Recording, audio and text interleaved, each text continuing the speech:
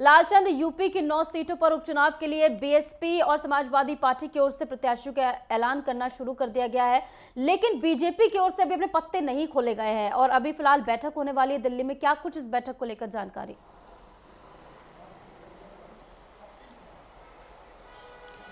देखिए निशु, आपको बता दूं कि उत्तर प्रदेश की 9 सीटों पर उपचुनाव होना है, जिसको लेकर बीजेपी में मंथन का दौर दिखाई दे रहा है। जिस तरीके से उत्तर प्रदेश के मुख्यमंत्री योगी आदित्यनाथ ने पहले अपने आवास पर बैठक की और तमाम दिशा निर्देश दिए, तो वहीं अभी प्रत्याशियों के नामों की घोषणा होना बाकी है, जिसको लेकर भी आज बैठक होनी है। दिल्ली में यह बैठक होगी और जिसमें प्रदेश अध्यक्ष भूपेंद्र चौधरी और संगठन महामंत्री धर्मपाल सिंह भी बैठक में शामिल होंगे। जिस तरीके से बताया जा रहा है कि 9 सीटों पर अभी तक जो है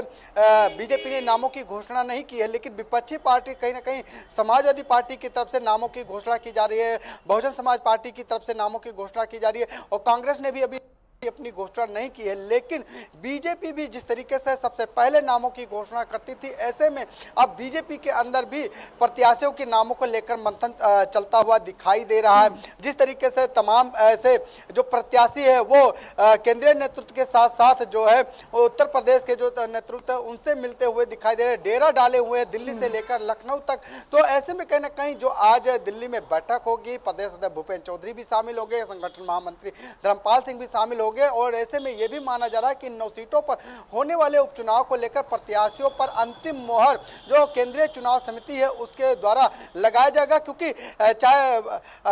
बताए पदाधिकारियों के चयन की बात की जाए, चाहे प्रत्याशियों के नामों की बात की जाए, वो बीजेपी का केंद्रीय नेतृत्व ही तय करता है। तमाम नाम जो भेजे जाते हैं उस पर मंथन के बाद जो है नामों पर अंतिम मोहर लगती है और यही वजह है कि जिस तरीके से 9 सीटों को जीतने के लिए बीजेपी ने जीतोड़ मेहनत की है और जिस तरीके से जनता के बीच 30-30 मंत्रियों को लगाया गया है, जाने के लिए निर्देश दिया, खुद मुख्यमंत्री योगी आदित्यनाथ उसकी कमान संभाले हुए। ऐसे में यह माना जा रहा है कि 7 सीटों पर बीजेपी इस बार एससी और ओबीसी वोट जो है प्रत्याशी उतार सकती है और जो 2 सीटों की बात चले उस पर समान वर्ग के प्रत्याशियों को जो है उतारा जा सकता है। लेकिन जिस तरीके से प्रदेश अध्यक्ष भूपेंद्र चौधरी की तरफ से जो नामों की लिस्ट भेजी गई है उसमें महिला कैंडिडेट समेत जो एससी और ओबीसी के कैंडिडेट है उनका भी नाम भेजा गया। फिलहाल चुनाव समिति की बैठक होगी, जिसके बाद उत्तर प्रदेश की जो 9 विधानसभा सीटों पर उपचुनाव होना है उसको लेकर कहीं ना कहीं ये माना जा रहा है आज नहीं तो कल जो है प्रत्याशियों की नामों की घोषणा कर दी जाएगी। जी और लालचंद, जैसे कि आपने बताया लगभग 7 उम्मीदवारों की सूची जो है भेजी गई है। हमने लोकसभा चुनाव में देखा कि केंद्र नेतृत्व की ओर से नाम डिसाइड किए गए थे। सीएम योगी आदित्यनाथ का रुख कुछ अलग था कि वो कोई और कैंडिडेट उतारना चाहते थे चुनावी मैदान में, लेकिन उनकी बात को नजरअंदाज करते हुए अलग कैंडिडेट उतारे गए और उसका हर्जाना भी भुगतना पड़ा है लोकसभा चुनाव में। क्या इस बार जब उपचुनाव हो रहे हैं सीएम योगी आदित्यनाथ पूरी भूमिका निभाते हुए नजर आ रहे हैं, तो उनके कैंडिडेट जिन्हें वो उतारना चाहते हैं इस पर जोर दिया जा रहा है कि नहीं आला कमान की ओर से? देखिए, जिस तरीके से 9 सीटों पर प्रत्याशियों के चयन की बात चल रही है, पहले ही प्रदेश अध्यक्ष को वो लिस्टें दी गई हैं और मुख्यमंत्री जी की तरफ से भी हो सकता है कि नामों के जो है चर्चा की गई है, क्योंकि खुद उत्तर प्रदेश के मुख्यमंत्री योगी आदित्यनाथ ने बैठक की थी और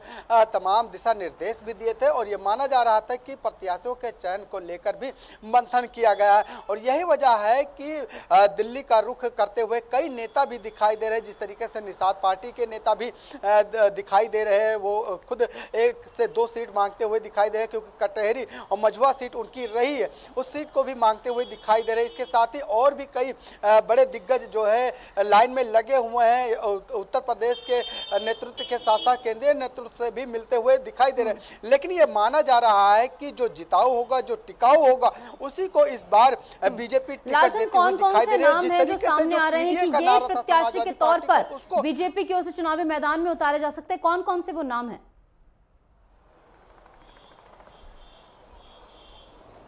देखिए कई नामों पर चर्चा की जा रही है, लेकिन अभी फाइनल नाम किसी का सामने नहीं आ पाया है, क्योंकि जिस तरीके से जो समाजवादी पार्टी का पीडीए का नारा है उसको धाराशाही करने के लिए कहीं ना कहीं इस बार बीजेपी कहीं ना कहीं 7 सीटों पर जो अभी जानकारी निकल के सामने आ रही है उसमें एससी कैंडिडेट, महिला और ओबीसी कैंडिडेट को उतारने की जो है चर्चाएं बहुत तेजी से चलती हुई दिखाई दे रही है। 2 सीटों पर माना जा रहा है कि वो समान वर्ग के लिए बीजेपी छोड़ेगी, क्योंकि कहीं ना कहीं ये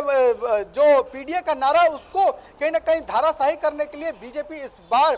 जो है इस तरीके के जो है प्रत्याशियों पर दांव लगाती हुई दिखाई दे रहे हैं। क्योंकि एक तरफ जहां समाजवादी पार्टी ने महिलाओं को टिकट दिया है, ओबीसी को टिकट दिया है, एससी को टिकट दिया है, उसको कहीं ना कहीं तोड़ने के लिए या उस सीट पर जीत हासिल करने के लिए बीजेपी जीतोड़ मेहनत करती हुई दिखाई दे रही है। यही वजह है कि कहीं ना कहीं आज नहीं तो कल बीजेपी प्रत्याशियों के नामों के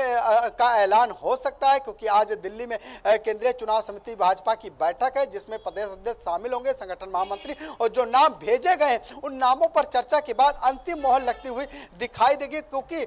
बीजेपी कहीं ना कहीं उन सभी सीटों को जीतना चाहती है, चाहे वो गाजियाबाद की सीट हो, चाहे खैर की सीट हो, चाहे कुंदुर्की की सीट हो, चाहे कहा जाए कि मझुआ की सीट हो, चाहे कटहरी की सीट हो, और इन सभी सीटों को कहीं ना कहीं जीतने के लिए पूरी तरीके से प्रयास करते हुए दिखाई दे। क्योंकि जो लोकसभा चुनाव में नतीजे आए थे उसके बाद उत्तर प्रदेश में कहीं ना कहीं वो जनाधार कम हुआ था, उस जनाधार को वापस पाने के लिए बीजेपी कहीं ना कहीं इस सभी सीटों को जीतने के लिए ही ऐसे कैंडिडेट को उतारेगी जो जिताऊ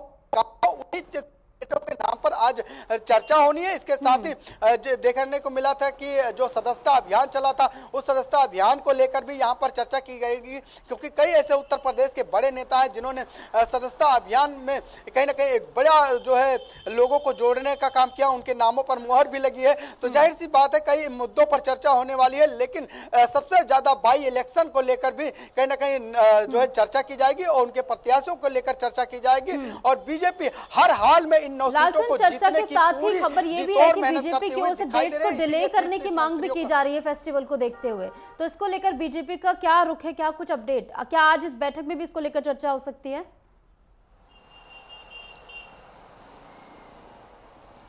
देखिए बीजेपी ने ये जरूर कहा था कि कार्तिक पूर्णिमा जो है की वजह से जो है 15 तारीख को कार्तिक पूर्णिमा पड़ रही है, ऐसे में 20 नवंबर जो है किया जाए, क्योंकि तमाम जो हिंदू लोग होते हैं जो बड़ा वोट बैंक का है वो कहीं ना कहीं स्नान करने के लिए जाता है। तो कहीं ना कहीं उसको लेकर वो चुनाव आयोग से भी मिले थे, उनके जो सहयोगी दल है आरएलडी उन्होंने भी जो है चुनाव आयोग से मिलकर जो है पत्र भेजा था और उन्होंने कहा था कि कहीं ना कहीं जो 13 नवंबर जो मतदान की डेट है उसको 20 नवंबर किया जाए, क्योंकि 15 नवंबर को जो है कार्तिक पूर्णिमा पड़ रही है। तो जाहिर सी बात है उस चीज को लेकर कहीं ना कहीं बीजेपी जो है चुनाव आयोग के सामने अपना प्रस्ताव रखा था। फिलहाल अभी ऐसा कोई ऐलान नहीं हुआ है कि जो है डेट को घटाया बढ़ाया जा सके, लेकिन हाँ ये जरूर कहा जा सकता है कि 13 नवंबर को मतदान होना है, 23 नवंबर को नतीजा है, उसको लेकर बीजेपी जीतोड़ मेहनत करती हुई दिखाई दे रही है। क्योंकि बीजेपी के लिए कहीं ना कहीं ये सारी सीटें जो है साख की दांव। फिलहाल समाजवादी पार्टी भी कहीं ना कहीं जिस तरीके से जीतोड़ मेहनत कर रही है और दावा कर रही है कि वो भी सभी सीटों पर जीत हासिल करेगी, तो वहीं बीजेपी भी दावा कर रही है कि सभी 9 सीटों पर जो है कमल खिलेगा। लेकिन दावे तो दोनों ही ओर से किए जा रहे हैं, लेकिन देखना हो किसके दावों पर जो है दम उसका निकलता है और इसी के साथ जनता किस पर इस बार विश्वास करती हुई नजर आती है। क्या लोकसभा से इतर इस बार रिजल्ट देखने को मिलेंगे या नहीं, फिलहाल बीजेपी की ओर से मंथन किया जा रहा है अपने उम्मीदवारों पर। बहुत बहुत शुक्रिया लालचंद हमारे साथ जुड़ने के लिए और तमाम जानकारी हमारे साथ साझा करने के लिए।